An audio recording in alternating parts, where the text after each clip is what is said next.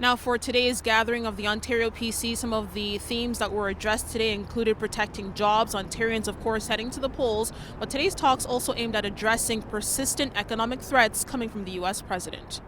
It's an honor and privilege to serve. Hopefully, we'll come out on the other end with a huge mandate.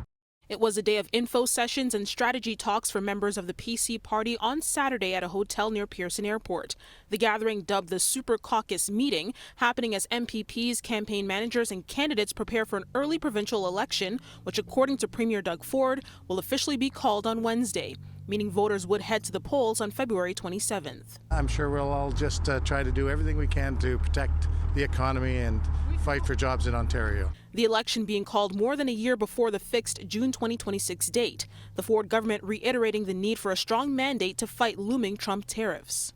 Donald Trump is gunning for the auto sector and the pulp sector and areas that we're very strong in. So we're going to make sure that we're going to pull out all the stops to fight for the economy in Ontario. Ford has said that Ontario could lose about 500,000 jobs if Trump follows through to impose 25% tariffs by as early as February 1st. The decision to make it really about the tariffs may succeed if Ontarians are just about who can stand up to Trump.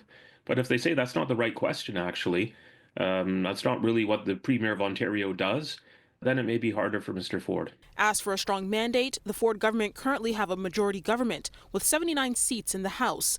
Experts say there's nothing stopping the Premier from putting out measures now in response to Trump's economic threats. When Mr. Ford comes out and says he needs the strongest mandate ever in Ontario history, the danger is that he looks like he's on an ego trip more than really trying to represent Ontarians. Meantime, NDP leader and leader of the official opposition, Marit Stiles, made campaign-style-like stops in Toronto on Saturday, including at this Toronto St. Paul's nomination meeting, also criticizing the Premier's mandate messaging.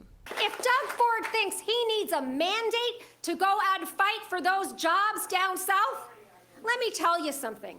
It is the mandate, it is the job of every single Premier to fight for the people of their province every single day. That is your mandate. Now for the Ontario Liberals, today they actually announced their campaign co-chairs, Dr. Rose Zacharias, as well as Peter Ewan. Ewan actually used to be the former Deputy Police Chief of Toronto. In Toronto, Afua Baah, City News.